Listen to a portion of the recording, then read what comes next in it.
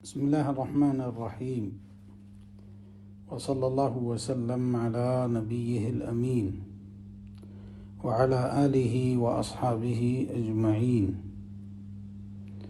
والتابعين لهم بإحسان إلى يوم الدين. أما بعد،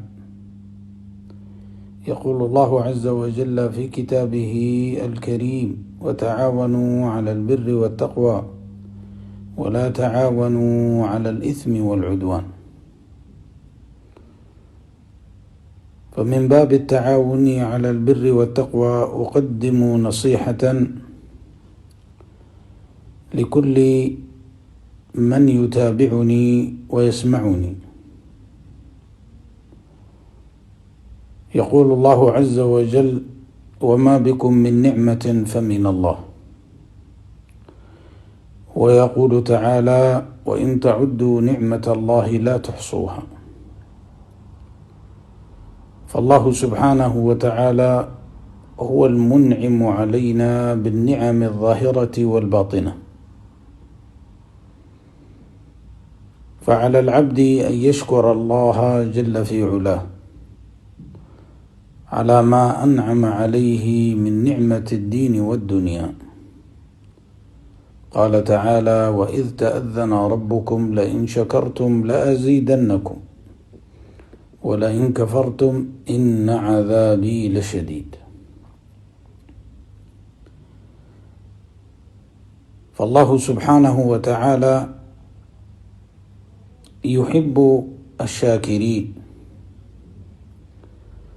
لذا أمرنا الله سبحانه وتعالى بشكره: أن اشكر لي ولوالديك إلي المصير.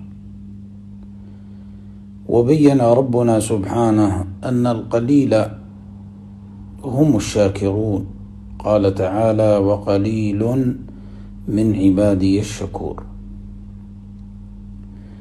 فنصيحتي في تسخير نعمة أنعم الله بها علينا في هذا الزمن استخدمها كثير من المسلمين في غير رضا الله رب العالمين. هذه النعمة هي نعمة الجوالات، فكم يسر الله جل وعلا بسبب هذه النقالات من أمور عسيرة، وكم قرب بها من بعيد. فالموفق من استخدمها في طاعة الله رب العالمين، من استخدمها في متابعة دروس العلماء ومشايخ السنة، من استخدمها في صلة الأرحام والتواصل مع أهل العلم وسؤالهم، من استخدمها في الدعوة إلى الله والنصح والإرشاد، من استخدمها فيما أباح الله له. فهؤلاء هم الموفقون. وكثير من الناس يستخدم هذه النقالات فيما يوجب غضب الله رب الأرض والسماوات، فيدخل في هذه المواقع المحرمات وينظر إلى الصور الخليعات ويؤذي بأفعاله وأقواله المسلمين والمسلمات.